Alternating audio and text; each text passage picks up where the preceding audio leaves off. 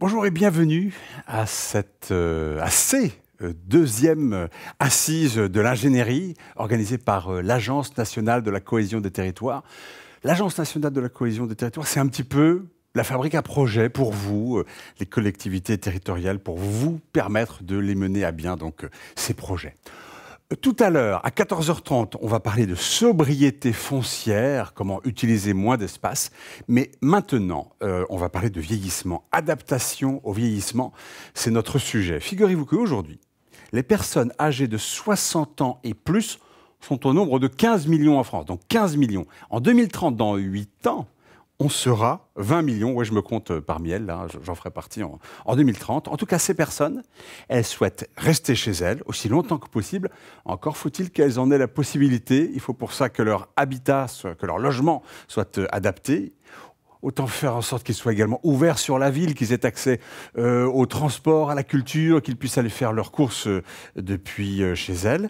C'est donc toute la fabrique de la ville qui doit être repensée pour inclure les personnes âgées. On va en parler pendant donc 1h30. Ce défi, il faut se rendre compte, est déjà relevé par diverses institutions, par des agences, qu'elles soient locales ou qu'elles soient de l'État, via des dispositifs, des financements, et puis des collectivités qui se sont retroussées les manches et puis qui ont décidé de faire la plus grande place, la plus belle place possible à nos aînés. On va voir ça avec des exemples très concrets, avec des intervenants qui sont présents avec nous. On a Monsieur Lajarge, Madame Auricoste, Madame Conan, Madame Brouard-Masson, Monsieur Fauchet, Monsieur Rénéro va nous rejoindre également. Et puis moi-même, je m'appelle Paul Debrème et je suis animateur d'événements scientifiques et techniques et ravi d'être avec vous aujourd'hui. Juliette Auricoste, donc vous êtes directrice du programme Petites Villes de demain à l'Agence nationale de la cohésion des territoires. C'est un gros enjeu là pour ces territoires que ce vieillissement qui monte. Hein, on voit les chiffres quand même, c'est impressionnant. 15 millions aujourd'hui, 20 millions de plus de 60 ans dans 8 ans. Bonjour à toutes et à tous. Effectivement, vous avez raison de souligner l'enjeu. Si je peux me permettre de compléter, c'est une vision macro qui est effectivement très claire.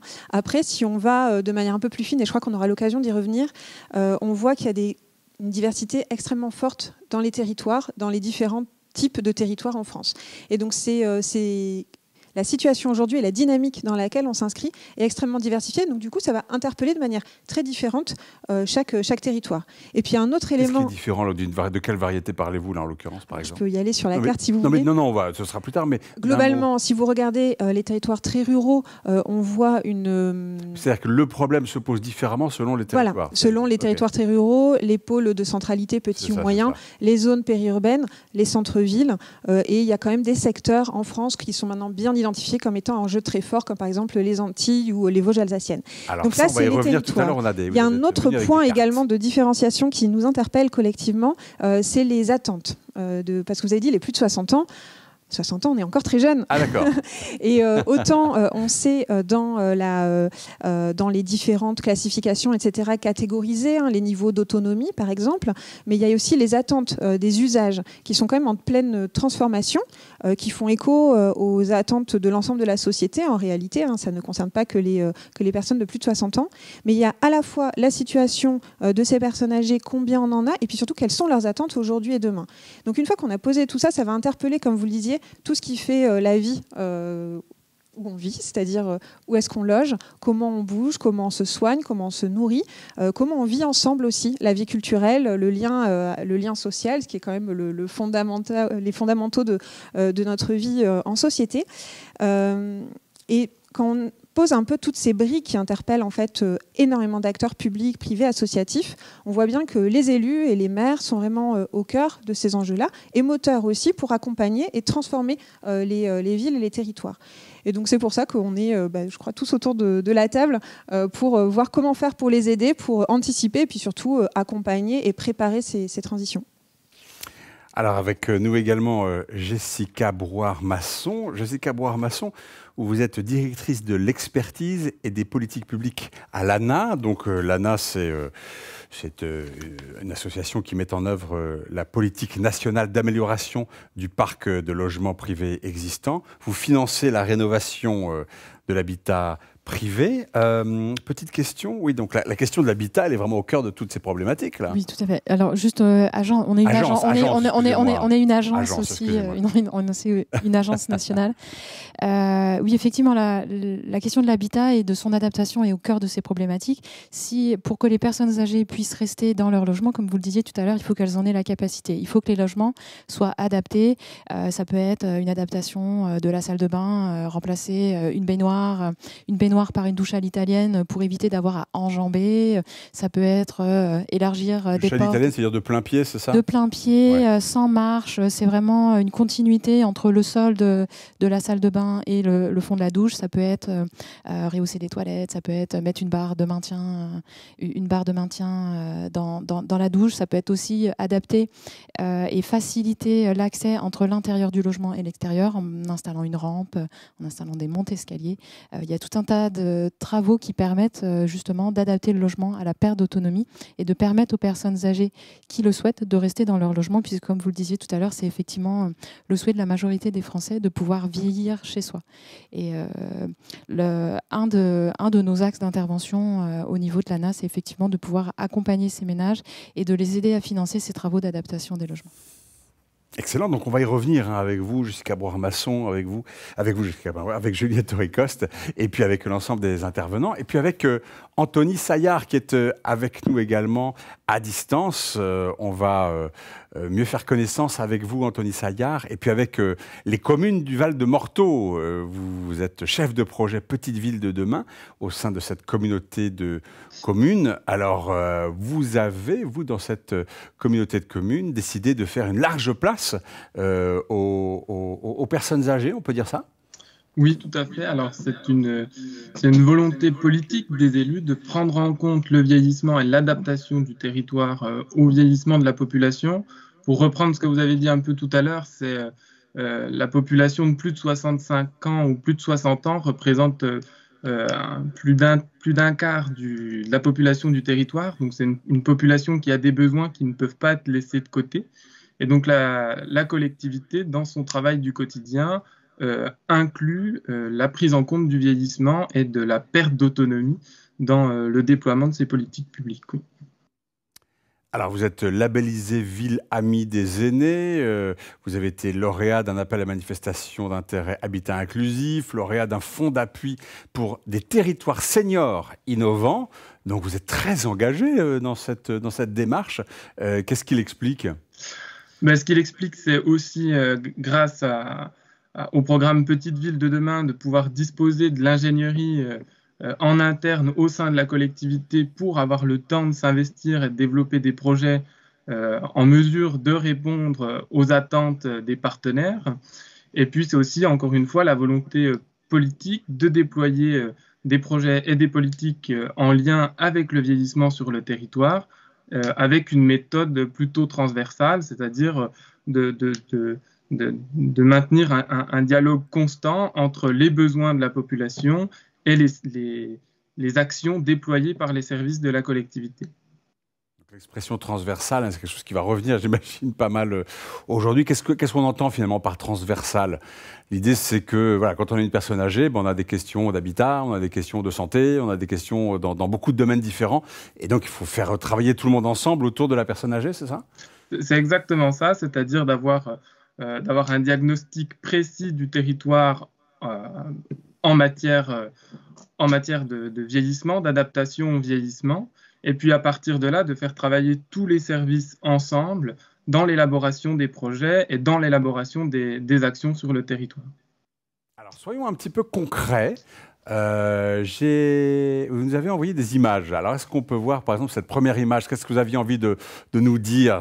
Où est-ce qu'on est? On est à Morteau, là? On est exactement sur une des places de Morteau. Donc, vous voyez le bâtiment un peu courbé qui est le théâtre de la ville. Et puis, sur la gauche, la maison France Service. Et en fait, ça, c'est un exemple très concret où, à partir d'un personnel dédié pour accompagner les personnes dans leur démarche administrative, pour leur faciliter l'accès aux services administratifs et aux services publics de proximité, par le développement et on va dire la montée en puissance aussi de l'accompagnement des personnes âgées. Alors bien sûr, c'est une structure qui n'accompagne pas exclusivement les personnes âgées, mais par exemple, on sait que les personnes âgées sont un peu moins à l'aise avec les outils du numérique.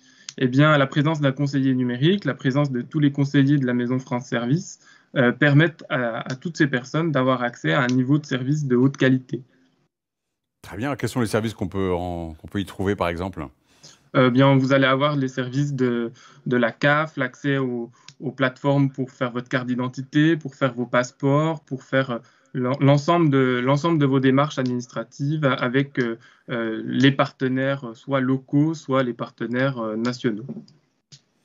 Parfait. Alors, vous êtes venu avec d'autres images qu'on peut montrer. Qu'est-ce que c'est que cette image-là? Alors ça, c'est une image d'un cabinet médical éphémère qui a été, enfin d'une maison médicale en fait, qui a été déployée sur le territoire de la communauté de communes et donc à Morteau, la ville-centre. C'était aussi pour, encore une fois, répondre à un besoin de la population, une population qui a des besoins aussi en termes de santé. Et puis là encore, la collectivité a pris à cœur de développer ou de concourir au maintien d'une offre de services de santé de proximité sur son territoire. Donc ça, c'est un projet qui a été déployé par les services de la collectivité. D'accord, un cabinet éphémère, hein, c'est ça? Donc il n'avait pas vocation à durer éternellement, c'est ça? Un espace où des médecins proposent des consultations, mais c'est pas une infrastructure, une structure médicale qui a vocation à durer des dizaines et des dizaines d'années. Alors poursuivons dans votre diaporama. Alors on la retrouve, votre joli espace France Service, Maison France Service. On retrouve l'espace France Service, mais vous avez aussi une idée de la configuration urbaine de la ville de Morteau.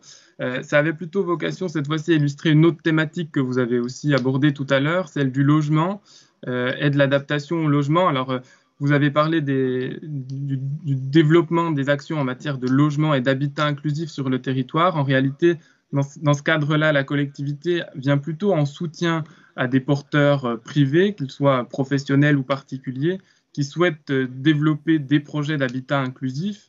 Et puis, sinon, c'était aussi pour discuter avec vous du diagnostic et de la volonté politique des élus de la collectivité, dans le cadre d'une étude préalable à une opération programmée d'amélioration de l'habitat, d'avoir une réflexion sur l'adaptation et l'adaptabilité des logements du territoire pour répondre aux besoins d'une population senior qui peut rencontrer des problématiques en termes de perte d'autonomie, voire de handicap.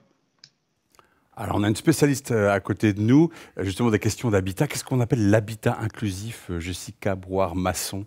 L'habitat inclusif, ça va être un habitat dans lequel on a une animation et une aide à la vie partagée des différents ménages qui vivent dans ces logements.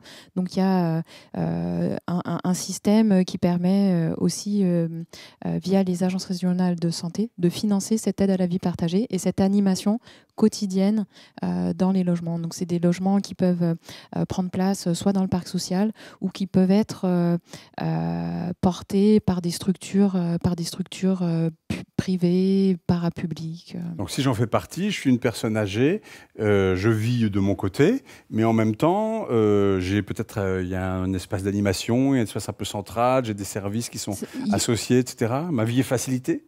La vie est facilitée, il y a des espaces communs et puis un animateur qui est présent dans ces logements-là. Donc c'est un ensemble de logements, ça peut être des petits immeubles, ça peut être des grandes maisons en colocation avec ce système d'aide à la vie partagée. Donc on est quelque part entre la résidence-service et le logement classique. On voit qu'il y a plein de solutions possibles. C'est ça qui est extraordinaire, hein. Il y a vraiment la créativité, l'imagination est au pouvoir en la matière. Alors poursuivons Monsieur Saillard. On a une sorte de rue là. Alors, je ne vois pas d'image. Voilà, exactement. C'est-à-dire que c'était une troisième thématique qu'on peut mettre en avant dans l'adaptation de la ville au vieillissement, ou en tout cas à la perte d'autonomie, à travers la création de cheminements piétons ou la création d'espaces publics ou d'itinéraires qui seront à la fois sécurisés et aussi adaptés au mode de déplacement de toutes les personnes, et notamment celles en perte d'autonomie. Donc finalement, on voit qu'à travers un Morteau, par exemple, avec ses cheminements à partir d'un revêtement coloré, ça permet aussi de matérialiser quel est le cheminement qui peut être emprunté par les personnes de façon sécurisée. Et puis aussi d'adapter les itinéraires, le parcours urbain, le parcours en ville des personnes âgées, des personnes en perte d'autonomie, mais c'est valable en fait pour toute la population. Ça, c'est une voie piétonnière, hein? Oui, c'est juste. Bon, très bien, très bien. Poursuivons alors. Alors là, c'était un exemple c'est la place de l'hôtel de ville de Morteau. Et vous voyez devant, il y a deux bancs, et ces deux bancs qui n'offrent pas de dossier. Et en fait, tout à l'heure, quand je vous parlais de transversalité, c'est par exemple dans le cadre d'une enquête auprès des seniors qui a été conduite par le CCAS et encore une fois dans le cadre de la labellisation Ville Amie des aînés. Les seniors ont exprimé un besoin, c'est-à-dire d'avoir un mobilier urbain qui corresponde on va dire leur capacité physique ou leurs besoins physiques. Et là, par exemple, ces bancs, la population plus âgée regrettait qu'il n'y ait pas de dossier. Et en fait, c'est-à-dire que c'est un exemple, le projet est tout à fait réussi, simplement à l'avenir, la collectivité aura à cœur de prendre en compte les besoins de cette population. Et en fait, c'est là qu'il y a encore une fois le bénéfice d'un travail en transversalité entre les services de la ville, les services du CCAS, pour faire remonter les besoins au moment de la conception des projets, pour que les projets ou les aménagements prennent une orientation qui corresponde aux attentes de la population, et notamment de la population âgée. Donc vous avez fait faire une enquête pour en savoir plus. Autre image 3D. Image 3D, puisque le projet n'est pas encore sorti de terre, même si le chantier a déjà commencé. Ici, vous avez donc une passerelle qui doit permettre le déplacement des personnes de part et d'autre de la gare sur le bâtiment qui est matérialisé à droite. En fait, c'est un espace culturel, l'espace culturel de l'Escale, qui a par ailleurs été récompensé récemment au titre des rubans du patrimoine, et notamment pour son accessibilité, pour la prise en compte de l'action sociale au lien dans les activités proposées dans ce bâtiment.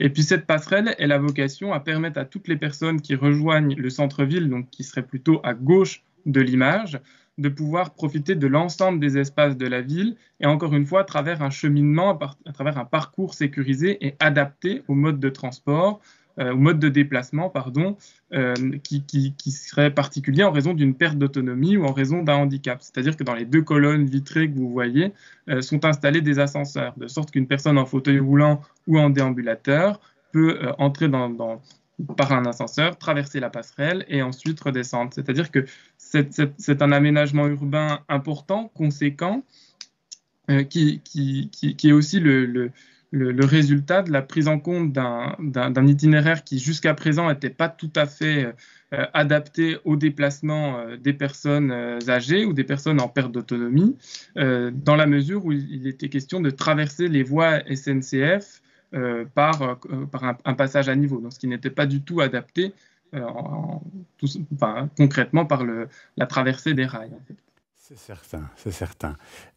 Donc, on voit une volonté des élus dans cette communauté de communes du Val de Morteau, faire davantage de place aux personnes âgées, adapter la ville aux personnes âgées. Et donc, pour ça, l'une des étapes, ça a été une étape un peu diagnostique, une étape d'enquête. Exactement, c'est-à-dire déjà d'avoir conscience de la proportion de la population qui peut être concernée par le déploiement de ces actions en faveur de la prise en compte du vieillissement sur le territoire.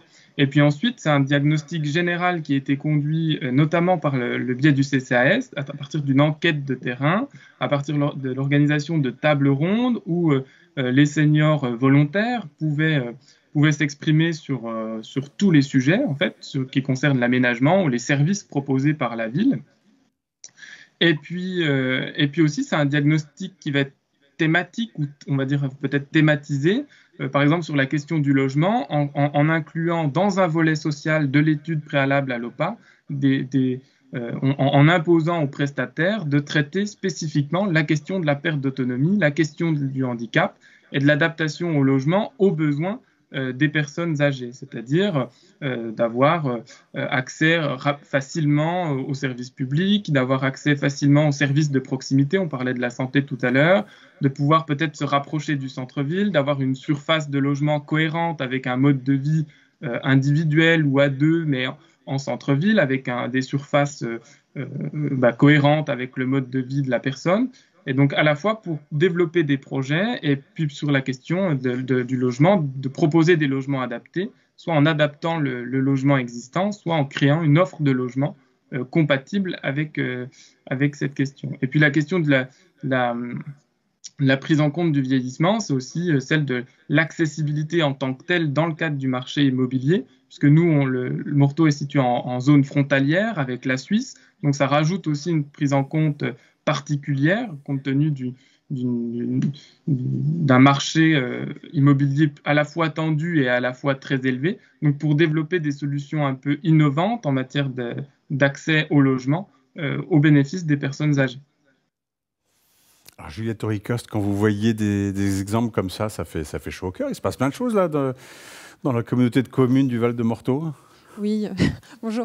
Au chef de projet, on connaît bien Morteau, ça fait partie de nos locomotives en matière de bien vieillir, donc c'est toujours un plaisir d'échanger sur ce sujet-là. Dans Petite Ville de Demain, on a plus de 1600 communes qui sont à des niveaux de maturité variée en fait, dans leur projet de territoire. Et c'est vrai que Morteau est parti tôt dans une volonté très claire, et notamment en s'inscrivant dans une labellisation Ville Amie des aînés. Donc là, on a un exemple qui mobilise très bien justement les différents leviers.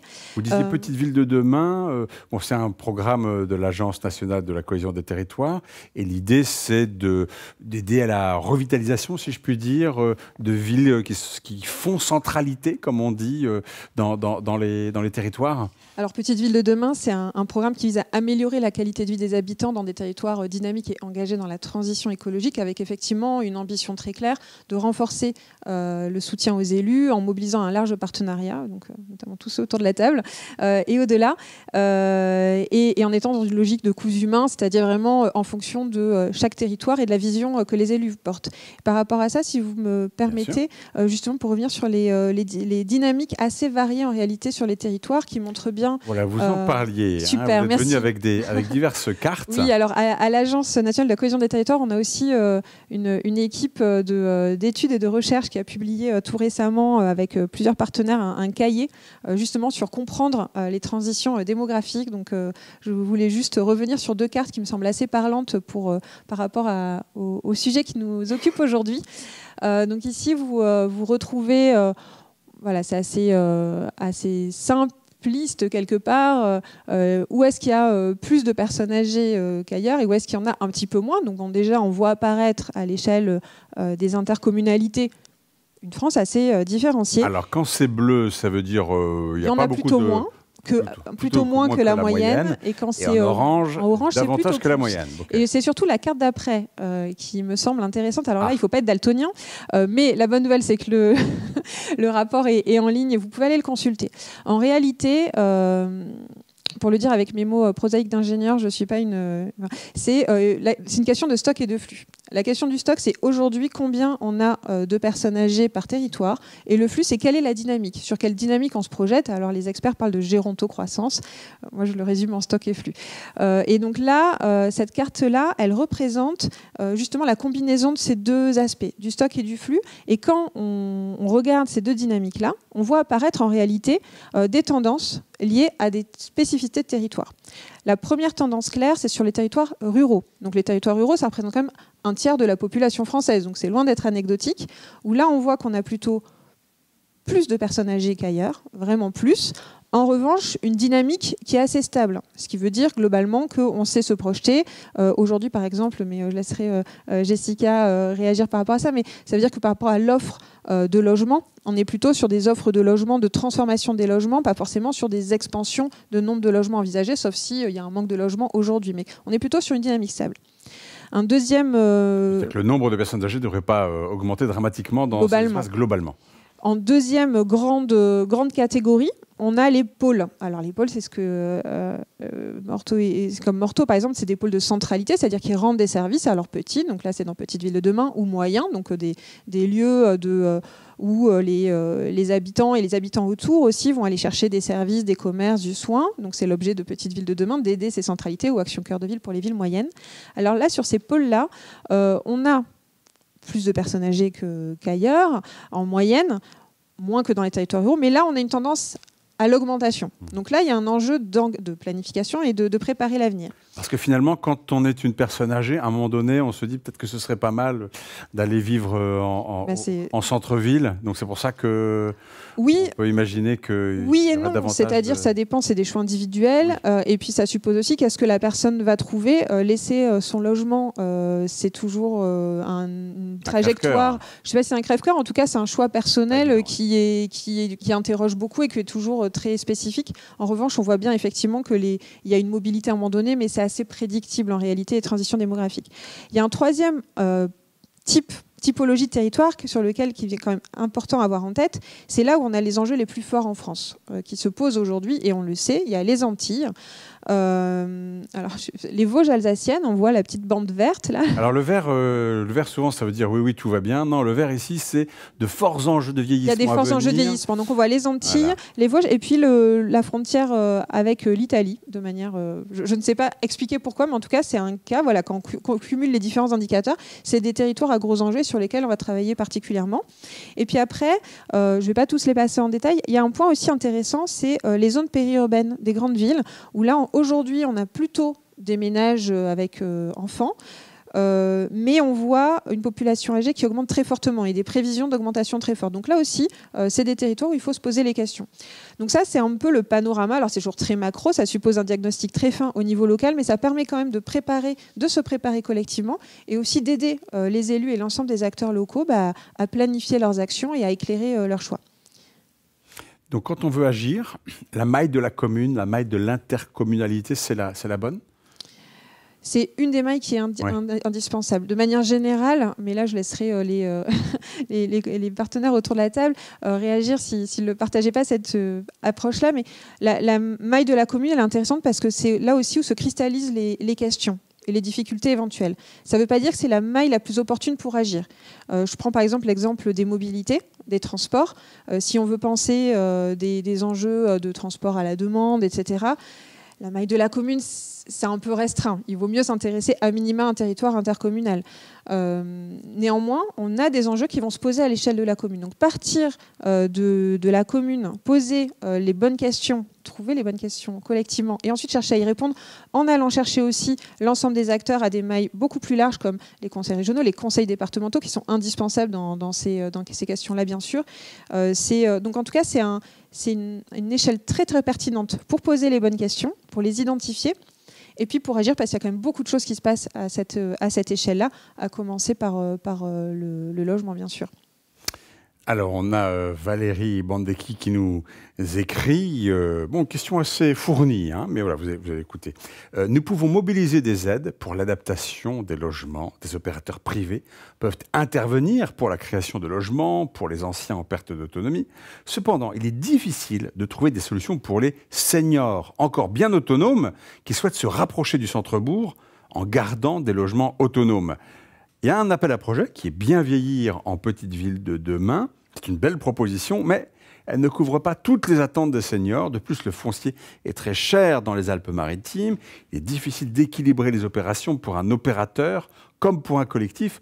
Avez-vous des idées, des contacts ? Voilà, on se dit, ce que je comprends, c'est formidable tout ça, mais voilà, adapté à mon territoire, ça ne va pas de soi parce que le foncier est très cher et puis il y a des attentes particulières. Alors effectivement, ça fait écho à une démarche Bien vieillir dans les petites villes de demain qui a été lancée l'année dernière, qui est une approche expérimentale comme à peu près tout ce qu'on fait. Je parlais de partenariats et de coûts humains qui sont un peu les fondamentaux de notre action.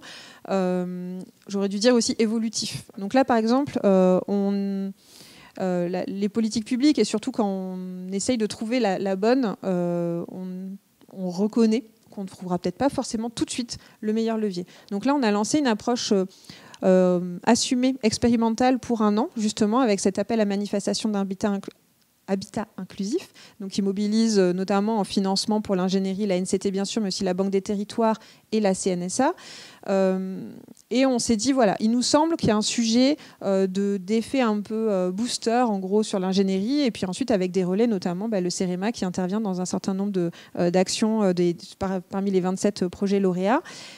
Et donc là, on est en train d'instruire la 2e vague. Et puis, on va faire une évaluation de cette politique publique, se poser collectivement d'ici la fin de l'année, se dire, OK, sur quoi ça a marché, sur quoi ça a moins bien marché, et puis on le fera évoluer en fonction. Donc voilà, donc, premier élément de réponse, un peu de méthode, un peu discours de la méthode. On est aussi sur des politiques publiques où on sait bien qu'il faut trouver la bonne façon d'aider. Et ça, on a testé aussi au niveau Petites Villes de demain, la question qui va se poser aussi. On a été interpellé par des collectivités qui ne sont pas Petites Villes de demain, qui disent « mais moi aussi, j'ai cet enjeu-là ». Dans des bourgs à proximité des petites villes, j'ai en tête Saint-Péran, qui là, a un projet lié avec la Petite Ville de demain, donc qui a été lauréate dans la première vague. On a des pôles plus gros aussi qui peuvent être intéressés, donc ça fait aussi partie des questions qui sont ouvertes. Alors, une intervention de Lucille Jaworski qui vous dit « Bon, tout ça c'est très beau », non c'est moi qui ajoute, hein, tout ça c'est très beau, mais elle dit voilà, « Les données INSEE concernant les plus de 60 ans restent souvent indisponibles à la maille de la commune. » Donc je me mets à la place d'un maire et je dis « D'accord, mais bon, jusqu'à quel point est-ce que je suis concerné ou pas ? Cette carte, elle peut être utile, mais ça ne me dit rien sur ma commune à moi. » Là, peut-être, ça me permet je vais me permettre d'élargir. Vous avez raison. La question, une fois qu'on a posé des grands enjeux, comment on fait pour agir et quand on n'est pas Morteau qui est parti il y a longtemps et qui a une approche, on l'a vu, très structurée. Là, c'est un peu le collectif des partenaires qui va se mettre en branle avec le premier point qui est le diagnostic et la co-construction.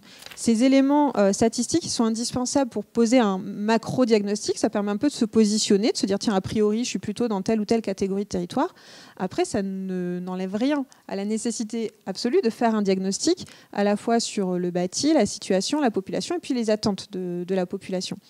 Donc ça, c'est un travail local, de terrain qu'il faut mener. Et là, on est là pour ça aussi. Donc l'ANCT, l'ensemble des partenaires. De la même façon, une fois qu'on va avoir posé ce diagnostic, aller chercher, identifier, caractériser, diagnostiquer le parc de l'habitat par rapport aux évolutions à venir. Je ne vais pas m'étendre dessus. Sur les mobilités, on parlait des bancs. Ça paraît trivial, mais oui. Sinon, l'objectif, c'est surtout que les personnes âgées, même si elles habitent en centre-ville, centre-bourg, elles ne soient pas assignées à résidence. Quand on a une mobilité un petit peu réduite, on ne part pas pour des grandes randonnées urbaines. Donc, c'est indispensable d'avoir des points d'assises, des points de repos à l'abri aussi du soleil et des intempéries potentiellement. C'est aussi un des gros enjeux quand même de demain dans le cadre de l'adaptation au changement climatique. Et puis, je voulais aussi, donc habiter, comme on le disait, c'est pas qu'une affaire de logement. Et le fait de bien vivre chez soi, c'est aussi avoir un environnement propice, notamment en termes d'accès au commerce, aux services publics. Et puis, le point quand même sur lequel je voulais insister, c'était comment on vit en ville aussi pour vivre ensemble. Et donc, comment on provoque et on soutient cette valence intergénérationnelle. Donc là, bien sûr, il y a tout le volet culturel. On a des partenaires aussi, des actions qui peuvent être menées pour renforcer le lien social et la transmission. Donc je pense à l'outil en main, qui est l'association qui permet justement de mettre en lien et d'animer grâce à des retraités, des artisans retraités, des ateliers pour les jeunes.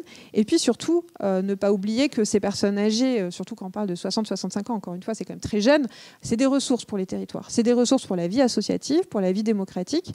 Et c'est vraiment, on sait bien que la vie associative, elle est extrêmement déterminante sur la qualité de vie et le dynamisme d'un territoire. Et donc vraiment se dire, dans le diagnostic, c'est aussi ça, identifier qui sont les acteurs de cette vie locale et puis renforcer cet engagement. Anthony Sayard, si vous êtes encore avec nous, peut-être que vous pouvez rebondir avec un exemple sur ce que vient de dire Juliette Auricoste. puisque vous avez mené notamment, on parlait du lien social, du lien intergénérationnel, et vous avez mené dans votre communauté de communes une expérimentation assez amusante, assez intéressante là, autour de pour essayer de créer du lien entre des jeunes, des seniors. Exactement. En fait, ce qu'a dit Juliette Auricoste, c'est exactement la philosophie du projet dont je vais vous parler. C'est-à-dire c'était un projet qui a été développé dans le cadre d'une réponse à l'appel à projet pour le Fonds d'appui territoire senior innovant. Et nous, on a souhaité développer un projet où on allait plus loin qu'une journée intergénérationnelle, thématique ou ponctuelle, en faisant de l'intergénérationnel un fil rouge dans l'animation du territoire, en développant un projet autour de la comédie musicale. Alors l'idée, ça a été aussi d'avoir une réflexion globale sur le projet. D'une part, l'idée, c'était de diriger à la fois les plus jeunes et les plus anciens vers une pratique, vers une esthétique artistique qu'ils n'ont pas l'habitude d'aborder ou qu'ils n'ont pas l'habitude de fréquenter, notamment en territoires ruraux. Et puis, la comédie musicale. La comédie musicale, exactement. Et donc, c'est-à-dire de les initier à cette pratique, de les confronter aussi à la discipline, comment on crée une comédie musicale, et puis ensuite de leur faire bénéficier sur le territoire avec une compagnie locale et professionnelle qui est la compagnie Allée des Cerisiers, pour bénéficier d'un spectacle de qualité professionnelle. Et en fait, ça, c'est un peu l'ambition aussi, c'est le choix de la collectivité. Les mettre sur scène, vous n'allez pas les faire chanter et danser, hein, si j'ai bien compris. Hein, le spectacle va être donné par une école professionnelle, mais eux, ils réfléchissent et ils travaillent autour de ce sujet de la comédie, hein, alors, la comédie musicale. Il y aura plusieurs événements. Il y aura d'une part une conférence sur comment on crée une comédie musicale. Nous, on parle de la guerre des boutons. Et en fait, ça, c'est l'œuvre support qui fait le lien entre les générations, c'est-à-dire que les plus jeunes vont avoir une vision ou une approche plutôt du côté potage, du côté humoristique de l'œuvre, et puis les plus anciens vont pouvoir réagir sur comment était la vie en village avant, comment était la vie à l'école avant, l'utilisation du langage un peu patois, un peu local, et puis ensuite, les seniors et les plus jeunes seront dans l'école de Morteau, amenés à produire eux-mêmes des tableaux de comédie musicale. Et puis ensuite, ils se rendront tous ensemble au spectacle de la guerre des boutons qui sera proposé au théâtre de Morteau. Et pour une dernière information, et ça, je pense que ça peut être intéressant, ça consiste à dire que dans la programmation même, on a pris en compte les besoins exprimés par les seniors sur le territoire dans l'accès à ces services culturels et à l'animation culturelle, en proposant une planification ou un planning, un calendrier qui soit adapté à leur mode de vie. C'est-à-dire de proposer des activités à des horaires qui correspondent à leur mode de vie, et notamment 20 heures pour une pièce de théâtre, c'est trop tard. Hein, par exemple, 20h30, une pièce de théâtre en semaine, c'est un peu tard. Tandis qu'un spectacle proposé un dimanche à 17h, qui se termine à 19h, eh bien, ça correspond au mode de vie et aussi à la capacité de ces personnes de se déplacer, de s'organiser avec leur famille ou avec les services de transport locaux. Bon, vous avez vu qu'on prend vos questions, hein, donc n'hésitez pas à en poser dans le chat. On est prêt à y répondre ici. On continue avec vous, Jessica Brouard-Masson, donc directrice de l'expertise et des politiques publiques à l'Agence nationale de l'habitat, qui met en œuvre donc la politique nationale d'amélioration du parc de logements privés. On parle du logement privé avec vous. Donc il y a beaucoup à faire là, dans ce domaine de l'habitat privé, quand on parle du vieillissement des populations, du vieillissement des habitants.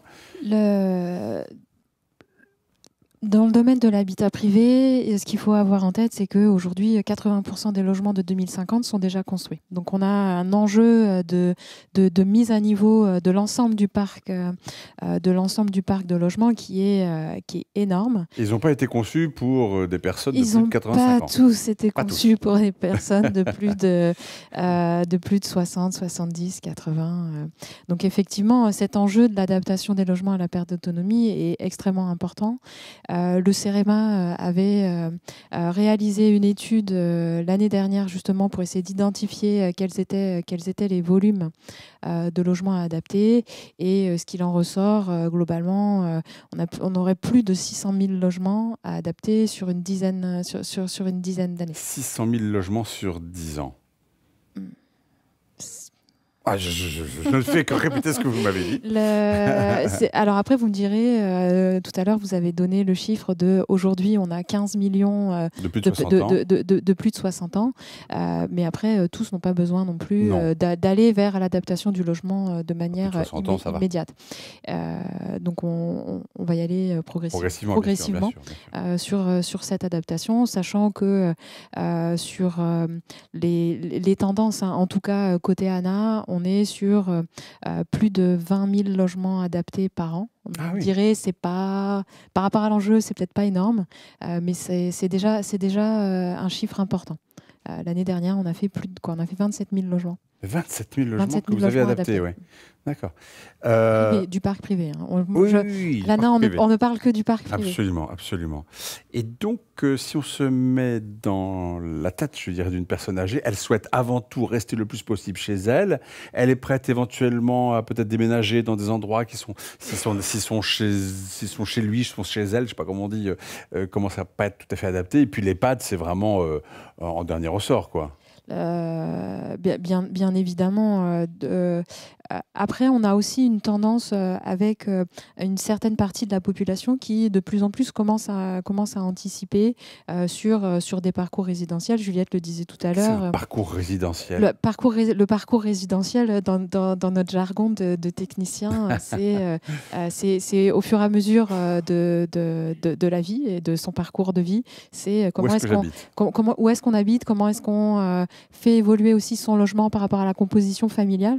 Donc de plus en plus, les populations, les ménages sont mobiles, mais sur les ménages les plus anciens, on est quand même sur des populations qui restent accrochées à leur territoire, qui restent accrochées à leur logement. Et il faut pouvoir les accompagner aussi pour pouvoir leur dire, là oui, effectivement, votre logement, il n'est pas adapté, il est adaptable, mais peut-être pas complètement. Jusque dans une certaine limite. Voilà, jusque dans une certaine limite. Et puis après, comme le disait Juliette tout à l'heure, avec l'avancée en âge, les personnes aussi recherchent un accès facilité aux services de santé, les commerces. Et quand on habite à la campagne, dans des hameaux, dans des villages isolés, cet accès aux services n'est pas forcément toujours facilité. Donc il faut aussi pouvoir réfléchir à ces parcours résidentiels et comment est-ce qu'on accompagne les ménages pour être dans un logement qui correspond à ses besoins. Et donc aujourd'hui, vous parlez d'habitat inclusif, par exemple l'idée que on peut être dans quelque chose qui ressemble peut-être un peu plus à une résidence, je dirais. Il y a des personnes âgées, elles sont plus ou moins indépendantes les unes des autres, mais il y a un animateur, il y a un endroit où on peut se retrouver. Enfin, donc il y a beaucoup de solutions possibles qui sont en train de se mettre en place, de propositions qui sont en train d'être créées, une diversité là. Il y a énormément de solutions et ça peut être des colocations de personnes âgées dans un même logement. Dans un même logement. Dans un même logement. Comme les étudiants, quoi. Comme les étudiants, ça peut être de la colocation de personnes âgées, ça peut être du logement intergénérationnel. Donc il y a des personnes âgées qui ont envie de se retrouver, quoi, qui ont envie d'avoir un lien social un peu plus. Le lien social, il reste primordial. Mais au point de la coloc, c'est ça que je veux dire. Au point de la coloc, oui. Voilà. Après, peut-être que ces personnes-là sont des personnes issues de la génération des 68 arts, voilà, qui commencent. Ah voilà, les gros préjugés là. Juste un petit, mais pas que. Après, en France, c'est pas encore énormément répandu. Par contre, dans les pays scandinaves, ce qui a pu être observé par le Haut Conseil de l'âge, c'est la colocation de personnes âgées, c'est extrêmement développé et c'est extrêmement bénéfique aussi pour des personnes qui peuvent avoir perdu leur conjoint, de se retrouver aussi dans un logement où ils ne sont pas seuls. C'est quand même rassurant ça peut être rassurant au quotidien. C'est rassurant. Et donc tous ces sujets-là, ils se traitent vraiment dans les communes, dans les territoires. C'est là que tout doit se passer, les décisions doivent se prendre, que les financements doivent arriver auprès des personnes elles-mêmes et dans les communes.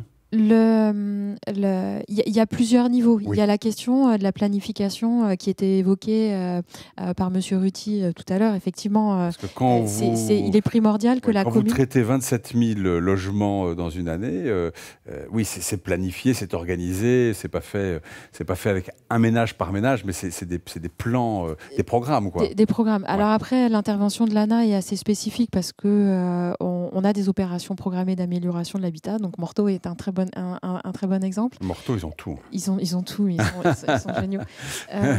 Et ces opérations programmées d'amélioration de l'habitat permettent de mettre en place un suivi animation au niveau local et qui permet à la fois d'aller vers les ménages qui souhaitent améliorer, qui ont un besoin d'amélioration de leur logement, dans tous les champs. Ça peut être la rénovation énergétique comme l'adaptation du logement à la perte d'autonomie. Ou de répondre aux questions des ménages qui souhaitent réaliser ces améliorations, ces adaptations. Et puis, après cet accompagnement apporté par la collectivité, du coup, derrière, oui, il y a les financements directement aux ménages. Parfait, parfait. Et donc, alors vous intervenez vraiment sur l'habitat, le logement, mais néanmoins, l'articulation du logement avec la ville, on en parlait avec Juliette Auricoste, c'est absolument essentiel. Le fait que sortant de mon logement, je trouve des commerces, etc. Vous allez dire que c'est important, mais ça ne vous concerne pas. C'est-à-dire vous arrêtez à la limite de ma porte de mon chez-moi. Ce qui va au-delà dans la rue, ça ne vous regarde plus? Alors, l'ANA n'a pas pour mission de financer l'aménagement, effectivement, l'aménagement public, l'aménagement urbain. Cependant, dans le cadre notamment de toute la réflexion stratégique et pré-opérationnelle à la mise en place d'une opération programmée, c'est des points sur lesquels on va être vigilant et où on va avoir nos délégations locales qui vont quand même appeler l'attention des collectivités si jamais, dans le cadre des études préopérationnelles, ces points-là ne sont pas traités. Il faut bien pouvoir articuler les questions d'habitat, de mobilité, de services. Alors, ce n'est pas parce que l'ANA ne finance que l'amélioration de l'habitat privé qu'on ne s'intéresse pas à ces questions-là, puisqu'effectivement, si on adapte un logement à l'intérieur d'un logement et que la personne n'a pas la capacité de sortir et de trouver un espace public adapté pour qu'elle puisse circuler, on aura beau avoir adapté son logement, c'est quand même un petit peu dommage que la personne ne puisse pas sortir de chez elle. Donc on est vigilant à la fois sur la façon dont la collectivité peut engager les réflexions dans ce domaine. Et puis on a aussi, nous, dans nos financements, des financements qui permettent aussi d'accompagner la mise en accessibilité, notamment des copropriétés. Qui sont des financements qui restent assez peu connus, mais qui existent cependant. D'accord. Et là, pour le coup, on fait environ 500 logements. 500 logements par an dans ce domaine-là. Des volumes moins importants, oui. C'est des volumes moins importants, mais c'est important de savoir que ça existe. Alors moi, je suis maire. J'aimerais bien qu'il y ait une opération programmée là, d'adaptation des logements chez moi que je peux... Comment est-ce que je fais? Je vous contacte? Comment ça se passe? Alors, il faut... la porte d'entrée du maire vers l'ANA, c'est la délégation locale de l'ANA, la direction départementale des territoires. De la même manière que l'ANCT, le préfet de département et le délégué départemental, c'est la porte d'entrée pour pouvoir accéder et comprendre les différents financements qui peuvent être apportés. Et c'est quand même plutôt pas mal que ce soit le préfet, parce que du coup, le préfet, avec ses différentes casquettes, il va pouvoir dire aussi à la collectivité, l'ANCT va pouvoir vous apporter ça, l'ANA va pouvoir vous apporter ça, et puis la Banque des territoires et l'ADEME et le CEREMA. Et le préfet, il est un peu le VRP de l'ensemble des partenaires qui sont autour de la table. Alors, autour de la table, justement, on a beaucoup d'intervenants avec nous, du CAE de la Manche, de l'ANIL, de la GAM, du CEREMA, du CINOV. Et on va commencer avec vous, Éric Lajarge. Vous êtes le directeur général adjoint du CEREMA. Le CEREMA, c'est un peu l'expert technique dans tous les sujets qui nous occupent. Qu'est-ce que vous avez envie de nous dire là, sur ces questions de mobilité, d'ergonomie? Je crois que c'est là-dessus que vous vouliez intervenir. Prenez un micro. Bonjour. Bonjour. Bonjour à tout le monde. C'est pas un peu l'expert, c'est beaucoup l'expert. L'expert avec un grand E. En tout cas, c'est un bel expert. Un bel expert. Un bel expert avec beaucoup de compétences. Je rappelle 2500 personnels au sein du CEREMA et 1700 cadres techniques et ingénieurs. Donc on déploie une belle force d'expertise, d'ingénierie au service de l'adaptation au changement climatique et sur le sujet d'aujourd'hui. Oh là, le vieillissement alors. De la transition démographique et du vieillissement. Juste si vous me permettez quelques mots, je voudrais revenir sur des petites choses que j'ai entendues. Le concept de gérontocroissance dont a fait état Juliette, c'est un concept séduisant parce qu'il met en rapport la question du temps un peu long que prennent ces politiques et du temps court de la décision politique, justement. On peut faire des photos et dire il faudrait ça, et puis on a des situations intelligentes où on se dit qu'est-ce qu'il faudrait à l'avenir, dans 5 ans, dans 10 ans, combien on sera, c'est quoi la prévalence de la dépendance, etc. Et cette question de la gérontocroissance inventée par Gérard-François Dumont, elle est assez intéressante puisqu'elle nous permet d'avoir ce temps long et ce temps de la réflexion pour voir ce dont nous aurons besoin demain. La deuxième chose que je voulais dire, c'est que on est ici représentatif de quelque chose qui a fondamentalement évolué, c'est-à-dire que dans d'autres vies, j'ai pu rédiger des schémas sociaux et on faisait ça entre nous.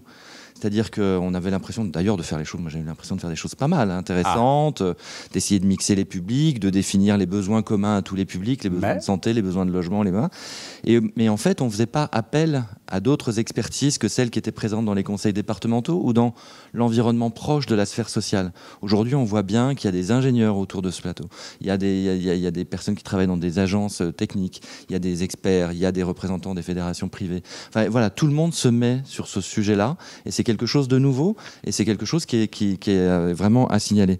Deux ou trois petites choses aussi. On a parlé justement de cette question du vieillissement. Je voudrais juste dire, Juliette a pointé le fait que dans les Outre-mer, il y avait un sujet principal. Je crois que les gens ne mesurent pas à quel point il y a ce sujet-là, et il y a ce sujet-là en particulier dans les quartiers politiques de la ville, où on peut avoir l'image, dans les DOM, quartiers politiques de la ville égale population très jeune, et ben pas vraiment, et il y a des forts enjeux. Sur le sujet aussi de la coordination locale, on voit bien qu'il y a des choses qui ont été inventées il y a assez longtemps avec les comités locaux d'information et de coordination, où il y avait des ADIL, où il y avait des tas de choses qui existent encore parfois, mais on voit que sur le territoire, on doit maintenant arrêter d'avoir ces logiques verticales pour avoir des logiques horizontales où tous les acteurs sont. Et d'ailleurs, je trouve assez symptomatique que la question de la transition démographique soit plutôt maintenant une sorte de locomotive pour l'ensemble des politiques publiques locales, c'est-à-dire qu'on se questionne parce que le truc est devant nous, ça y est, on sait qu'on y est. C'est un peu comme le changement climatique, on sait qu'on y est. Voilà.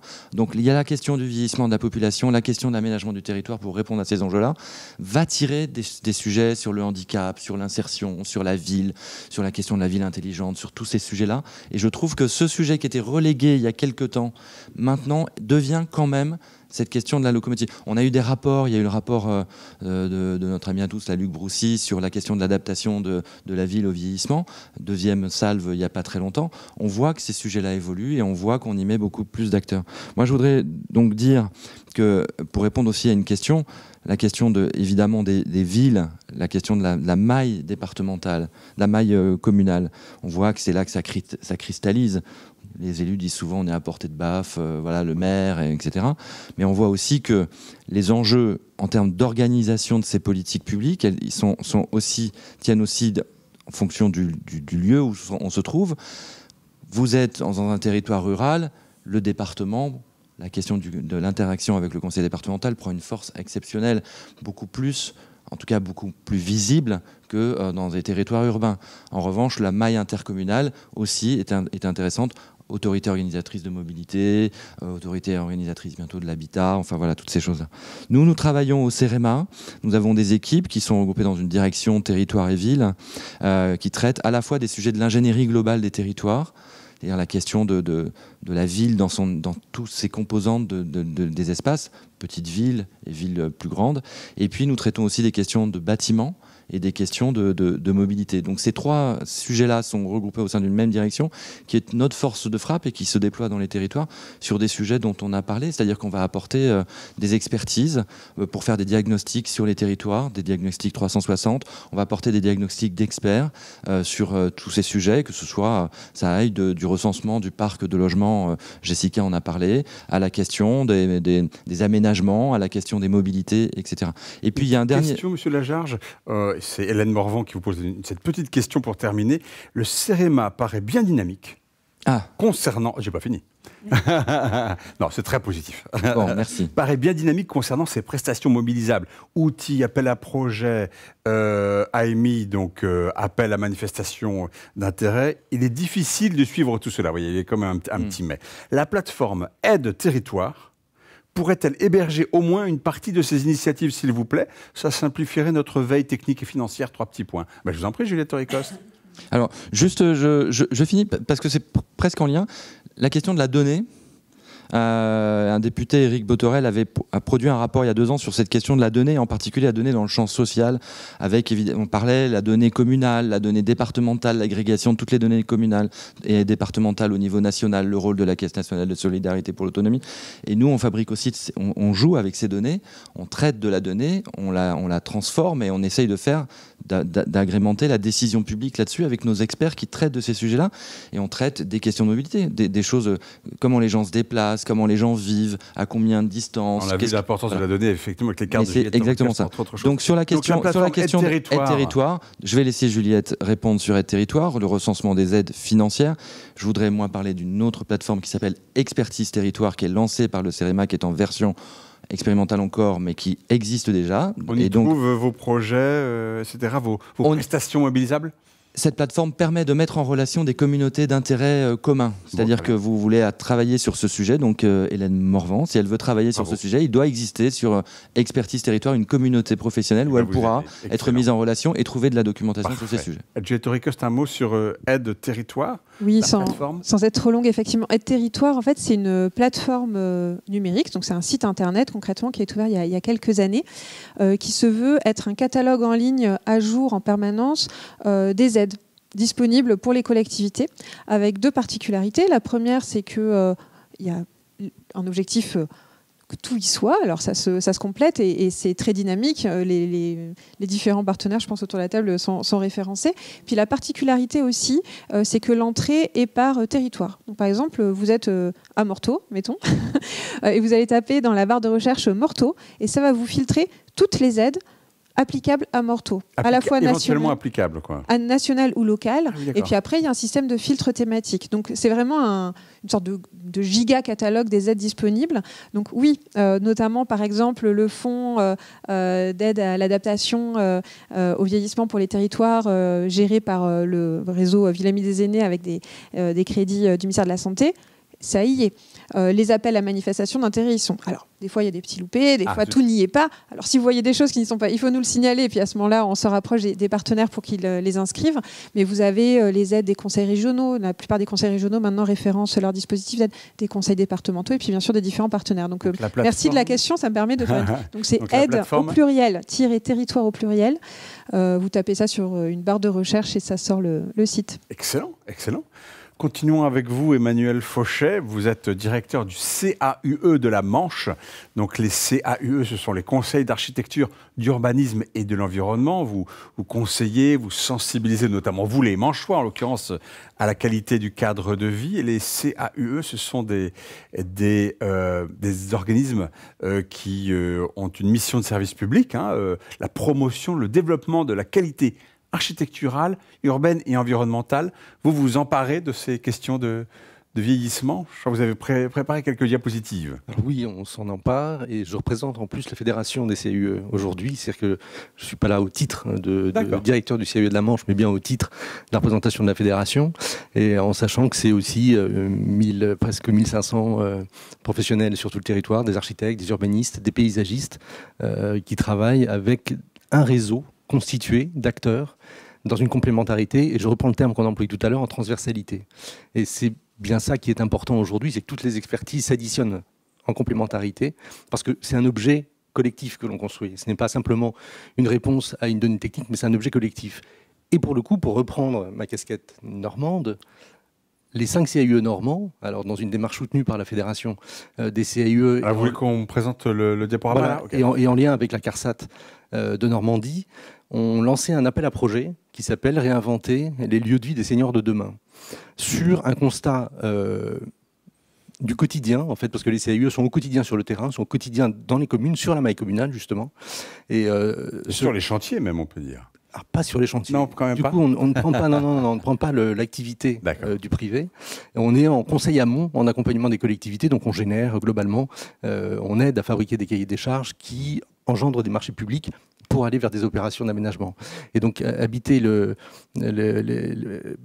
pour les seniors, les territoires de demain, avec la CARSAT, les 5 CAUE normands ont identifié 5 territoires sur la collectivité normande, des territoires de bord de mer, des territoires de cœur de bourg, des territoires de ville, dans lesquels une programmation a été faite pour un habitat dédié aux seniors. Alors un habitat essentiellement neuf, voire réhabilité, parce qu'on l'a évoqué un tout petit peu tout à l'heure, mais la question de la réhabilitation, elle est aussi très très importante concernant les seniors. C'est qu'on est souvent dans une pensée en fait qui conduit au neuf ou à la construction, et on a de très nombreuses friches, on a de très nombreux endroits en fait qui nécessitent une reconversion, une réadaptation.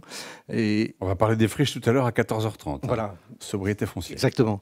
Et dans le lien, l'ensemble des éléments qu'on évoque là depuis ce matin fabriquent un impact dans des paysages et dans des bourgs dans lesquels les opérations viennent s'installer.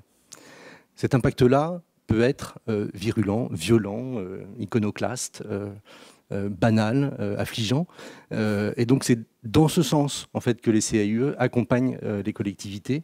Dans le constat qu'on a fait avec la CARSAT, c'est justement de se rendre compte qu'un certain nombre d'accompagnements au financement donnaient lieu à la réalisation d'opérations qu'on avait du mal collectivement à porter ou à défendre, suivant une qualité de réalisation qui n'avait pas un bon impact paysager. Donc là, on a eu une centaine de réponses sur les 5 communes normandes, avec 100 opérations qui sont dédiées à l'habitat des seniors, avec des tas de philosophies. Ce qu'on voit à l'écran, ce sont des projets adaptés aux seniors. Voilà, des projets adaptés aux seniors, et construits à chaque fois avec un projet de vie. C'est un projet de santé et un projet de vie. C'est-à-dire que la programmation n'est pas uniquement une programmation d'habitation, mais c'est bien une programmation liée avec un projet de vie. Et je rebondis sur ce qui était indiqué pour Morteau tout à l'heure. La démarche, le lien avec la culture est absolument essentiel dans des modes de vie adaptés pour créer des programmations. Et dans la Manche, on a un petit village qui s'appelle Anneville, qui a accueilli les Cadoles d'Anneville, qui est l'opération qui a été retenue dans la Manche, et c'est simplement reprendre la lecture paysagère d'un territoire de bord de mer dédié au maraîchage, dans lequel on retrouvait des petits murets anciens qui ont aujourd'hui été abandonnés et qui libèrent des lanières longues qui forment des jardins, éventuellement des endroits sur lesquels on peut retrouver des caravanes.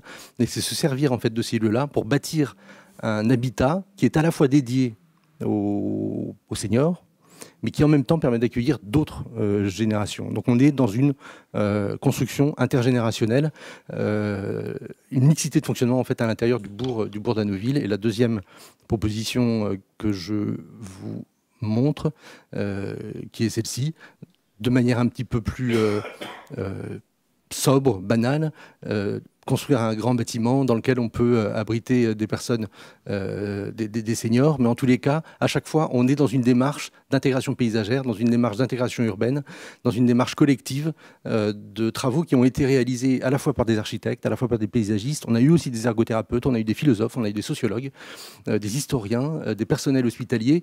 Et c'est donc à travers des équipes mixtes qu'une centaine de réponses ont été fabriquées, et les spectateurs pourront télécharger cet ouvrage qui est disponible gratuitement en fait, sur le site de la CARSAT et qui permet à tous les porteurs de projets de s'engager dans une démarche motivée vers des logements dédiés aux seniors. Merci beaucoup, Monsieur Fauchet. Je vous en prie. On va continuer avec vous, Roselyne Conan. Vous êtes la directrice générale de l'ANIL. L'ANIL, c'est l'Agence nationale pour l'information sur le logement, donc organisme chargé de conseiller, d'accompagner les personnes qui ont un projet immobilier, que ce soit pour une location ou l'achat d'un logement. Vous aussi, donc ANIL, cette question de vieillissement vous concerne ? Alors oui, bien sûr. On parlait tout à l'heure de parcours résidentiel. Donc c'est aussi une terminologie que l'on utilise puisque je représente aussi le réseau des agences départementales puisque c'est un réseau qui est présent sur l'ensemble des territoires, qui est répertorié sur le site Aide Territoire. Anil Adil. Voilà. Et notre mission, c'est d'accompagner en fait l'ensemble des projets logements, qu'on soit étudiant et qu'on cherche un logement pour aller étudier dans une ville voisine, ou qu'on soit un senior et que on soit propriétaire occupant et qu'on souhaite adapter son logement, ou que l'on soit locataire du parc privé et qu'au moment de la retraite, on décide de quitter ce logement vers un autre logement plus adapté. Donc voilà, les ADIL sont là à la fois pour expliquer donc les aides financières qui sont mobilisables justement pour adapter son logement, mais également l'ensemble des questions juridiques qui pourraient se poser. Parce qu'un locataire qui veut faire des travaux dans son logement, il n'a pas effectivement la même capacité, autonomie et liberté qu'un propriétaire occupant qui va pouvoir modifier un accès, faire une ouverture, casser un mur. Donc voilà, quand on est locataire... Donc, moi, locataire, je peux imposer ça un petit peu à mon propriétaire? Alors, on ne peut pas forcément imposer certaines choses. Voilà. Il y a certains travaux qui peuvent être liés à l'embellissement où on n'a pas besoin de l'autorisation de son bailleur pour changer un papier peint. Par contre, quand on veut déplacer des cloisons, aménager le logement, il y a certaines démarches qui sont nécessaires auprès du propriétaire. Il y a le sujet de la copropriété aussi, puisque aménager l'accès à un immeuble sont des travaux sur partie commune qui nécessitent une décision d'assemblée générale. Et tout ça, on l'explique. On va expliquer comment faire, par quelle démarche on doit commencer. Et puis, on est là pour accompagner, justement, pour traduire le droit, quelles sont les obligations des uns et des autres, et puis comment faciliter cette démarche pour la rendre la plus simple possible, et puis la financer. Parce que, au-delà, donc, on parle des aides de l'ANA, évidemment, qui sont indispensables. On recense l'ensemble des aides aux travaux qui sont disponibles et délivrées par les collectivités territoriales, qu'elles soient des aides à l'adaptation, des aides à la rénovation énergétique. Et je pense que l'enjeu, on parlait de transversalité, je crois, tout à l'heure, l'enjeu des travaux, c'est au moment où on a besoin d'adapter son logement, il faut peut-être embarquer des travaux de rénovation énergétique. Ah oui. Et c'est vrai que cet enjeu de transversalité de l'approche logement, elle est importante parce que sur un projet qui finalement initialement était une modification de salle de bain, on va peut-être pouvoir embarquer le projet vers d'autres choses plus ambitieuses, vers une adaptation évidemment d'une salle de bain, d'une cuisine, d'une entrée, mais peut-être faire des travaux aussi de rénovation énergétique. Et tout ça peut aussi questionner sur des sujets de droit de la famille. Parce qu'on est peut-être en indivision. Droit de la famille. Parce que des travaux, on est peut-être en indivision. On a peut-être au décès d'un conjoint, on a peut-être en indivision avec ses enfants. Et il y a peut-être des travaux qui nécessitent l'accord d'autres membres, effectivement, d'autres propriétaires des lieux. Donc en fait, un projet finalement qui peut sembler simple de transformation peut générer des questions et quelquefois on ne se les pose pas. Okay. Et en passant par une ADIL, justement, on va générer ces questions et on va y répondre aussi. On va accompagner les ménages, les seniors notamment, dans ces projets. Et bien évidemment, avec l'ensemble des acteurs de territoire, parce qu'il faut financer ces travaux. Donc, il y a des aides de l'ANA, mais après, il y a aussi les établissements financiers qui viendront compléter. Il y a les caisses de retraite. Voilà. Donc, on est là aussi pour faire le lien avec les autres acteurs de territoire. Ces aides pour faciliter les choses. Sont bien souvent sous conditions de ressources, pas toujours. Alors, ça va vraiment dépendre des sujets. Et puis, nous, on est là pour le dire, pour les recenser et puis pour les diffuser. Et c'est vrai que sur le bien, on parlait de bien vivre chez soi. Nous, on travaille aussi sur le bien vieillir chez soi. Et c'est vrai que là, on est en train de terminer des travaux d'études. Je pense que le sujet du vieillissement intéresse beaucoup de monde et on l'a tous bien identifié. On est tous là pour ça aussi. Et c'est vrai que là, on a mené des travaux d'études sur le bien vieillir chez soi. On a diffusé un questionnaire à plus de 3700 seniors pour savoir quels étaient leurs souhaits résidentiels. Est-ce qu'ils envisageaient de déménager? Est-ce qu'ils avaient fait des travaux?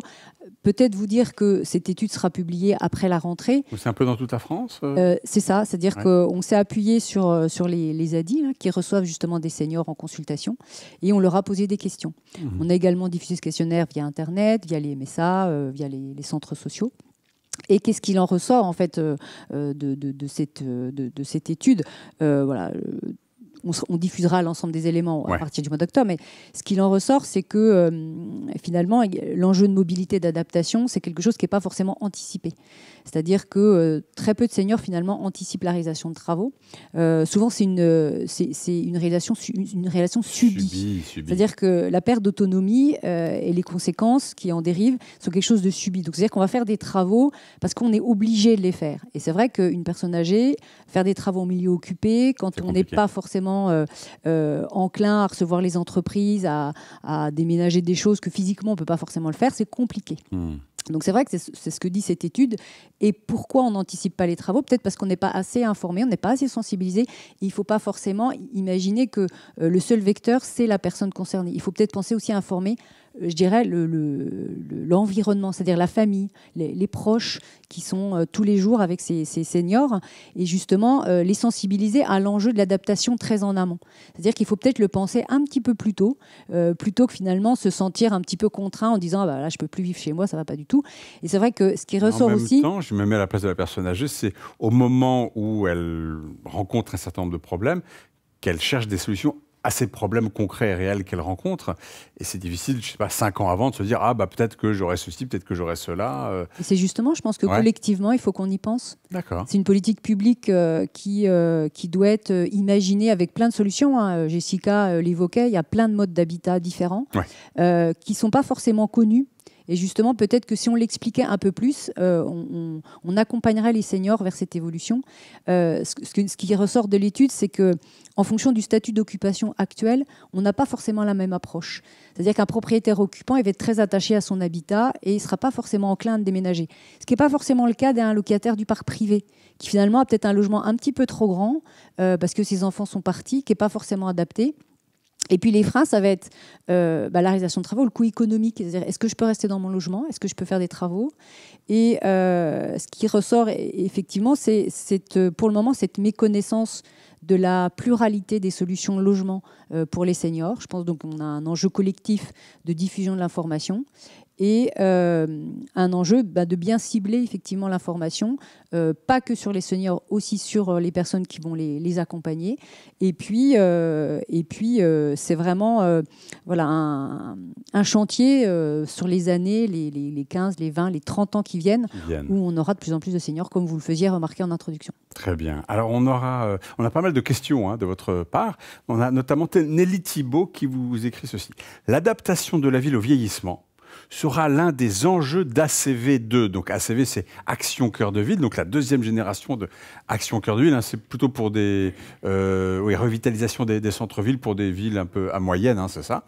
On peut supposer que la transversalité des approches soit facilitée, y compris sur le volet partenarial et financier, notamment quand il s'agit d'opérations urbaines.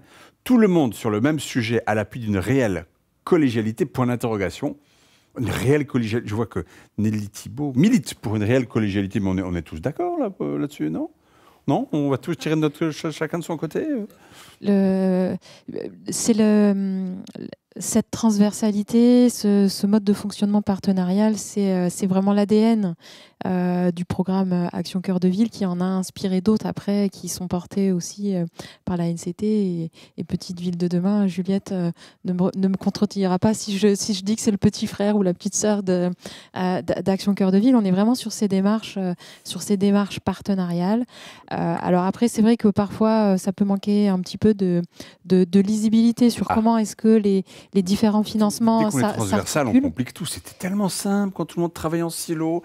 On était chacun dans son petit monde. C'était la belle vie.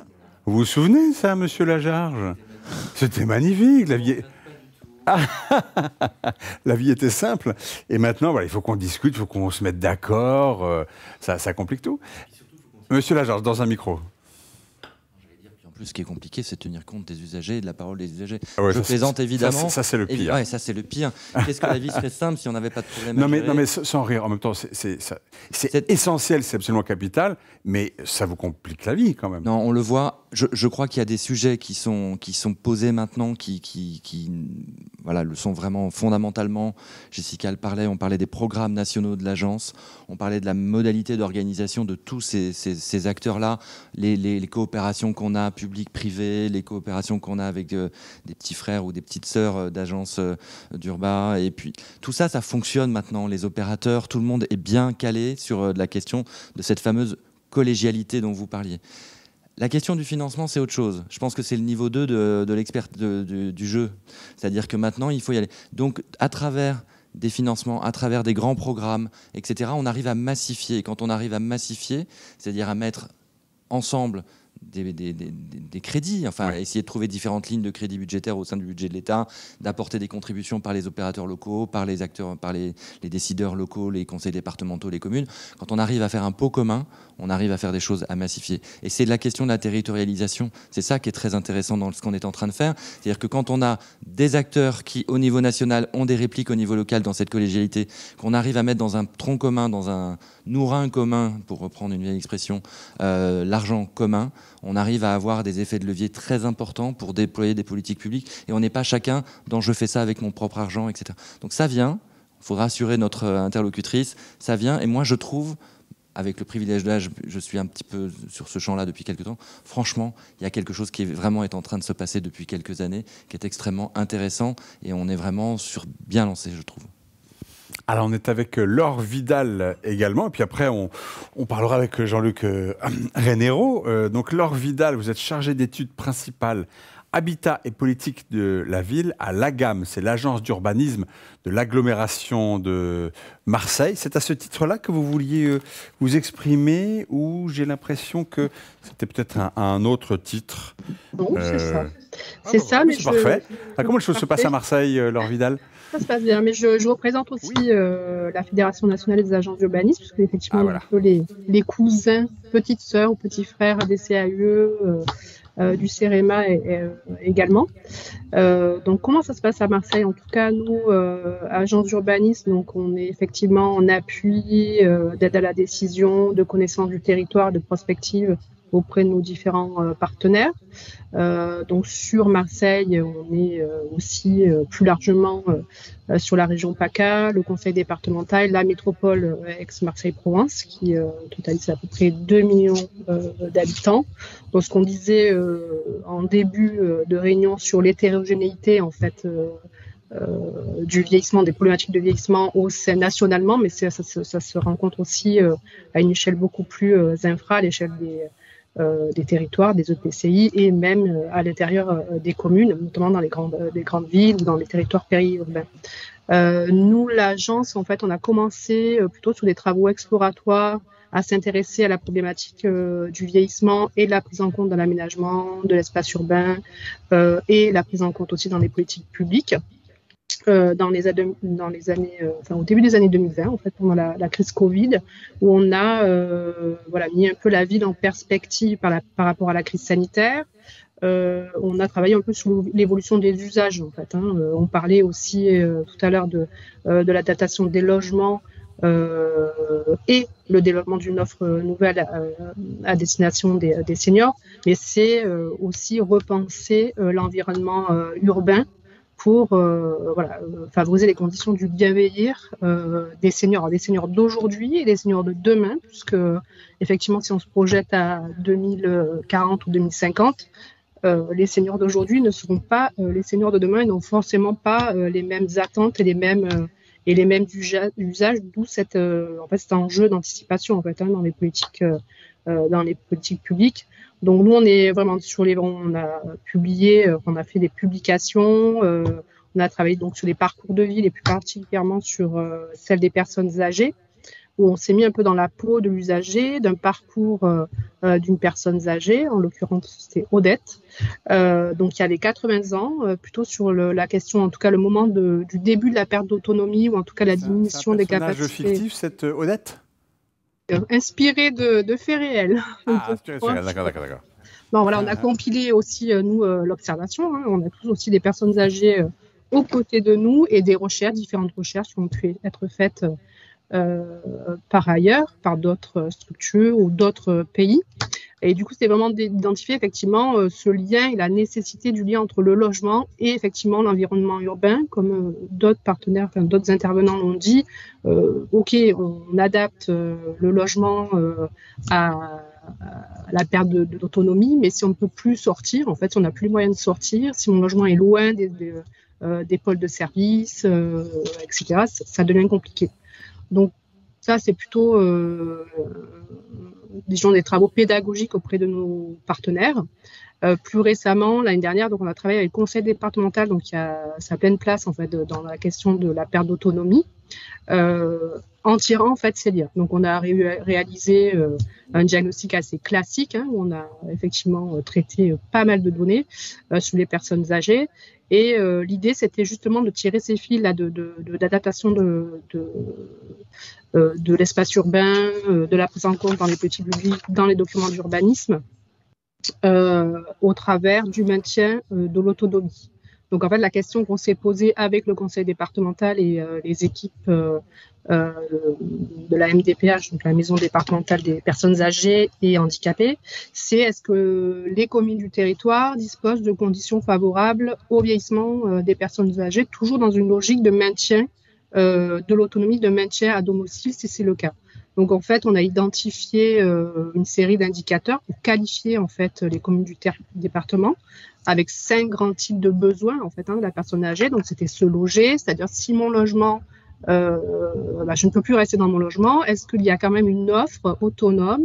Alors ça peut être l'habitat inclusif, mais ça peut être aussi les résidences autonomie ou d'autres types de logements. Est-ce que se nourrir, est-ce que je peux, est-ce qu'il y a la présence de commerce de proximité, de besoins de première nécessité, c'est une petite supérette, mon boucher, ma boulangerie, se soigner, est-ce que autour de moi, dans la commune, il y a un réseau, ou en tout cas un tissu médical généraliste et spécialiste, se déplacer, est-ce que ma commune a mis en place des dispositifs de transport à la demande, d'adaptation en fait à la mobilité, et aussi se divertir, se rencontrer. Est-ce qu'il y a un réseau associatif en fait dans ma commune qui me permet aussi de continuer à sortir et d'avoir une sociabilité? C'est tout ce qui a été dit depuis le début là de notre atelier. Donc le but, c'est vraiment d'identifier avec le Conseil général des communes qui pourraient être fragiles, entre guillemets, par rapport à l'adaptation, l'anticipation au vieillissement et d'orienter en fait les actions du Conseil départemental à la fois dans son schéma d'autonomie et aussi dans son contexte d'appui aux communes et d'orienter ses actions. Donc, un travail préparatoire. Pardon, excusez-moi. C'est un travail préparatoire, d'une certaine manière. C'est un travail, ou en tout cas d'identification des problématiques. Et ensuite, pour finir,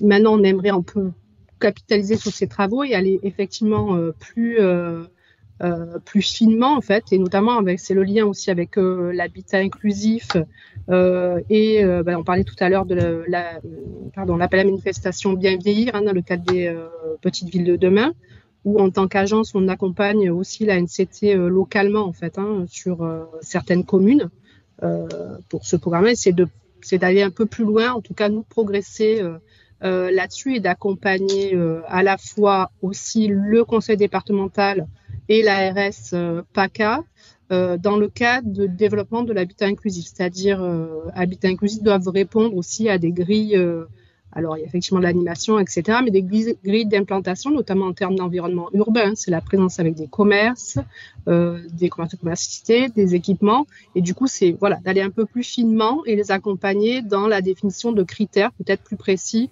par rapport à ce type de projet d'habitat inclusif. Très bien, merci beaucoup Laure Vidal pour ce petit point sur tout ce qui se passe autour de chez vous. On voit effectivement que ça bouge dans les territoires. Et puis on va terminer ce tour de table des contributeurs avec Jean-Luc Rénéraud. Merci de votre patience Jean-Luc Rénéraud. Vous êtes le vice-président de la fédération Sinov. Et le Sinov, c'est la fédération qui regroupe toutes les entreprises des métiers du conseil, de l'ingénierie, du numérique, Et vous êtes aussi le président de Rainbow Ergonomie, donc un spécialiste de l'ergonomie. Comment est-ce que vous envisagez, vous, alors je ne sais pas à quel titre vous avez envie de vous exprimer aujourd'hui, mais... Je pense que je vais venir en complément en tant que prestataire privé. Donc Rainbow Ergonomie alors Non, mais même mes confrères de Sinov. Enfin, c'est ça, voilà. c'est ça. Alors c'est vrai qu'en tant qu'ergonome, on va dire un pourcentage de mon activité, ça a été une réflexion sur l'adaptabilité du logement, puisque donc, dans le cadre de notre travail, on est amené à intervenir sur la prévention des risques, mais aussi donc, sur des phénomènes de vieillissement. Et par le biais donc, de demandes individuelles, comme souvent on est partenaire avec des associations, on est sollicité pour apporter du conseil. Ce dont on s'est rendu compte déjà il y a très très très longtemps, quand on réfléchissait donc à l'aménagement des logements, c'est que on ne pouvait pas réfléchir à l'aménagement, et c'est ce qui a été dit avec les différents intervenants, sans réfléchir au projet de vie. Donc ça touchait effectivement le projet de vie, mais le juridique, le financier, donc toute cette gestion patrimoniale qui n'est pas simple aujourd'hui. Et là dernièrement, donc, qu'est-ce qu'on appelle le projet de vie en fait ? Le projet de vie, c'est, Laure Vidal parlait tout à l'heure des usages, c'est aujourd'hui comprendre, parce qu'on a l'air de parler comme si les personnes qui sont vieillissantes sont très homogènes. C'est très différent, parce que culturellement, on est tous très différents. Il y a des gens qui sont très sédentaires et qui ont besoin d'un confort d'habitat avec un certain nombre de fonctionnalités que d'autres n'auront pas parce qu'ils seront plus tournés vers l'associatif, donc ils seront plus dehors. Donc il y aura des notions de dedans-dehors qui seront plus importantes. Vous pensez à quoi là, par exemple ? Donnez-moi un exemple concret. Pour le... Je ne sais pas, vous me dites là j'aurais besoin de fonctionnalités que d'autres. Quelles d'autres Les fonctionnalités, par exemple, le nombre de personnes, on va dire vieillissantes aujourd'hui, qui participent à des ateliers sportifs. Oui. Donc c'est tout bête, mais comment le logement va être aménagé quand je rentre pour me changer facilement, sans avoir des penderies qui sont à 1,80 m, rangées. Enfin, cette fonctionnalité de l'usage dans un logement qui n'est pas anodine. Alors, le constructeur ne livre qu'un ensemble, il ne livre pas l'aménagement. Mais aujourd'hui, on a de plus en plus de demandes de réflexion. Et donc, nous, on vient de sortir avec la Fédération Sinov et le think tank, donc et l'INSA Strasbourg, donc l'école ingénieur architecte associé, toute une réflexion sur l'évolution des modes de vie et les enjeux donc, de l'habitat demain.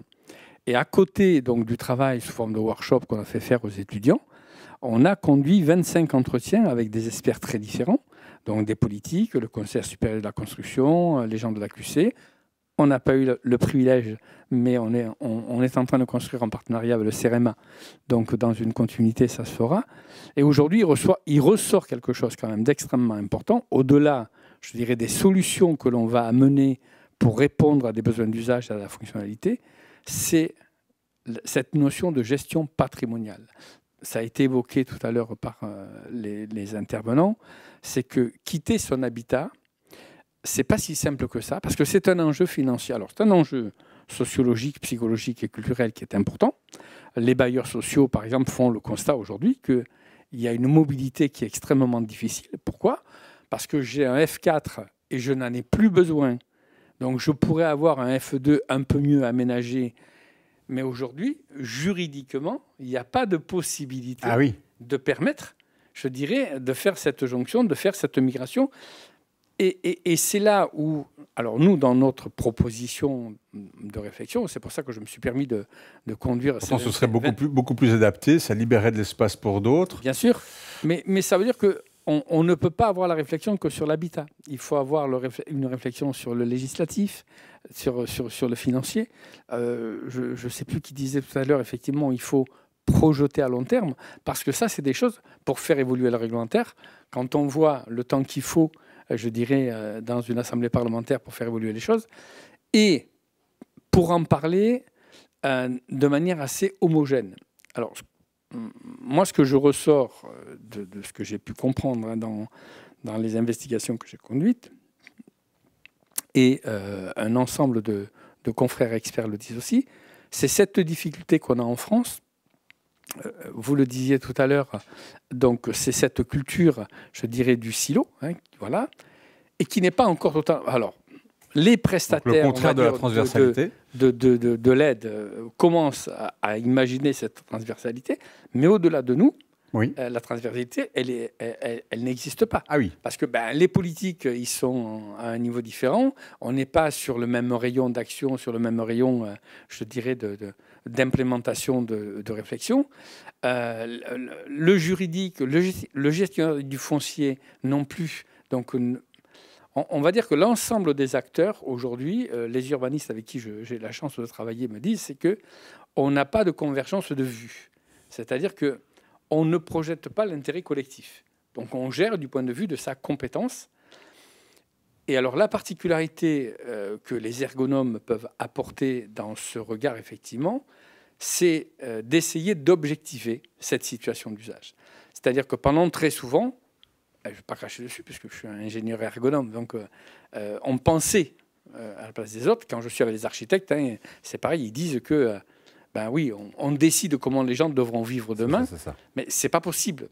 C'est-à-dire que si on veut être vraiment des sachants responsables, on doit être capable, à travers des enquêtes de terrain, je dirais avec une approche très sociologique, très qualitative, ressortir des éléments. Et où on va avoir beaucoup de difficultés, c'est la variabilité. Parce que sur Marseille, donc Laure Vidal, certainement, elle est confrontée au quotidien. On parlait de démographie, on a un bassin démographique, on a une culture de population qui est particulière. Et penser le vieillissement demain pour des cultures aussi différentes qu'est notre pays, c'est pas simple. Moi, parce que c'est mon troisième métier, mais il y a 25 ans, quand je me suis installé donc, en tant qu'ergonome, on m'a mis à travailler sur un établissement hospitalier pour des personnes vieillissantes, mais de culture juive. Ah oui. Donc nous, on a pensé des chambres, on a pensé des espaces, comme on pense des EHPAD.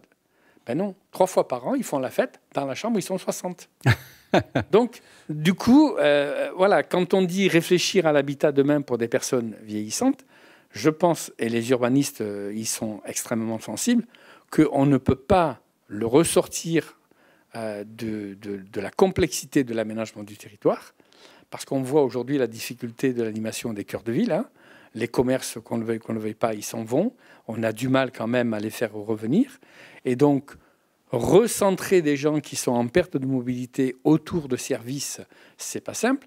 Et il y a un élément qu'on a du mal aujourd'hui à voir apparaître dans les réflexions, c'est que dans l'aménagement de l'habitat pour des personnes en situation, on va dire, de difficulté, de déficience quelle qu'elle soit, c'est qu'il y a toujours une tierce personne qui va arriver au milieu. C'est-à-dire, c'est le personnel aidant qui va arriver. Et on commence à avoir des faits de jurisprudence aujourd'hui, avec des logements qui sont inadaptés à de la prestation de services par du personnel soignant, parce qu'il y a eu des accidents avec des infections. Et donc, c'est encore une autre problématique. Et ça, ce n'est pas anodin. Alors, ça a été évoqué par les intervenants tout à l'heure. Il y a le confrère du CIE de la Manche aussi, je crois, l'évoquer. C'est qu'on peut réfléchir, on parle d'habitat inclusif, mais on peut réfléchir aussi, à travers ces évolutions du mode de vie, à de l'habitat partagé, qui fait que demain, la colocation, vous l'avez dit, ça peut exister chez les personnes de même génération, mais ça peut être aussi de l'intergénération. Ça peut être aussi des espaces qui seront peut-être mis à disposition pour être des tiers-lieux, si je libère de l'espace qui fait que ça va recréer un centre. Je veux dire, l'imagination, elle peut être énorme. La seule chose, c'est de pouvoir, mais je crois que vous avez longuement insisté là-dessus, c'est de se mettre autour de la table pour parler objectivement de cette notion de besoin de l'usage. Alors, on a eu beaucoup de questions de votre part. Alors, on va en prendre quand même, voilà, on va terminer avec 5 minutes de retard parce qu'on va essayer d'en prendre quelques-unes encore. Désolé si on ne peut pas toutes les prendre. Mais par exemple, vous avez Pierre Inder-Kaviri qui vous fait, qui a envie de vous faire parler de résidence intergénérationnelle. Quels sont vos avis sur ce nouveau mode d'habiter? Peut-être un mot avec vous, Roselyne Conant, les résidences intergénérationnelles, donc pour avoir plusieurs âges dans une même résidence. Une bonne idée, ça.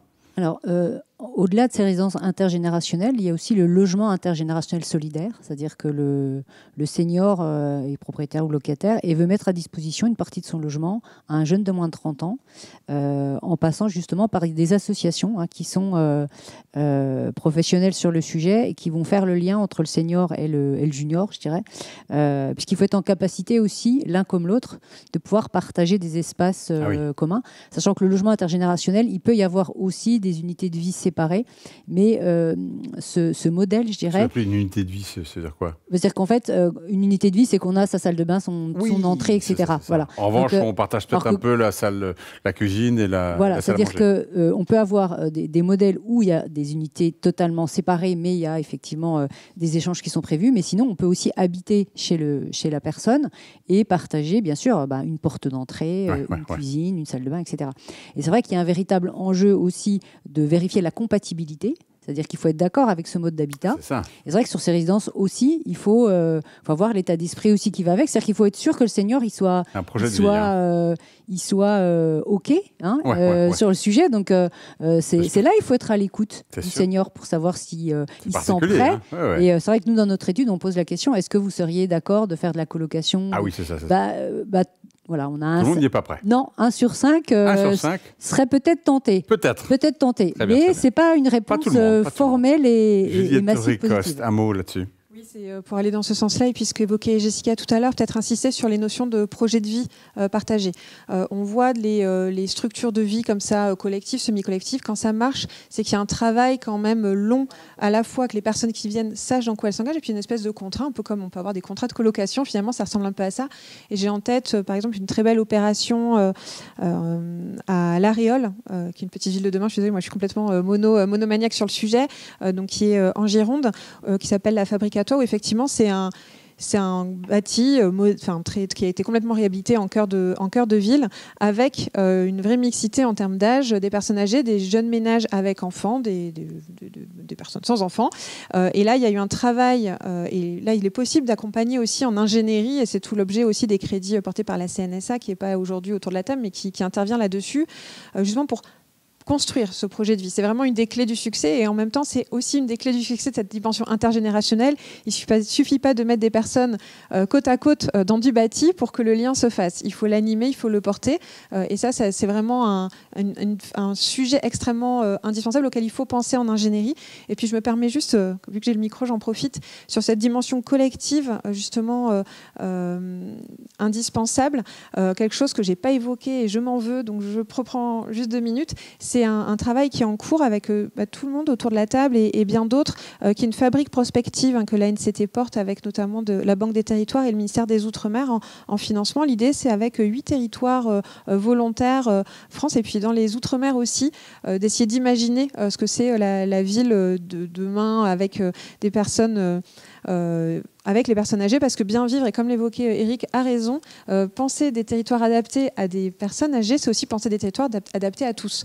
Et cette question-là, elle est extrêmement intéressante. C'est un point d'entrée qui est très pertinent dans la plupart des territoires, enfin, on l'a vu tout à l'heure, mais c'est surtout un point d'entrée qui est très pertinent pour interroger le bien vivre ensemble à tout âge. Alors, on voit vraiment que dans ce domaine du vieillissement, l'imagination est au rendez-vous. Il y a une foule d'habitats possibles qu'on est en train d'expérimenter, en demandant évidemment leur avis aux personnes concernées.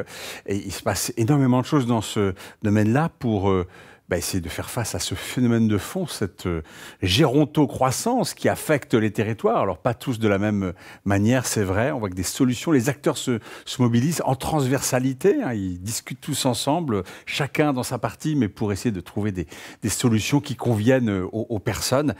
Voilà, donc pour cet atelier consacré au vieillissement, on se retrouve tout à l'heure, c'est à 14h30. On va parler de sobriété foncière, comment utiliser le moins d'espace possible, comment aussi réemployer les friches, à quelles conditions, est-ce que c'est compliqué, est-ce que ça coûte plus cher, mais est-ce qu'on n'y a pas tous vraiment intérêt? Merci infiniment à tous les intervenants, merci à tous d'avoir été avec nous, à vous qui étiez à distance, à vous tous qui nous avez suivis avec toutes vos questions. À 14h30, on se retrouve. Merci beaucoup.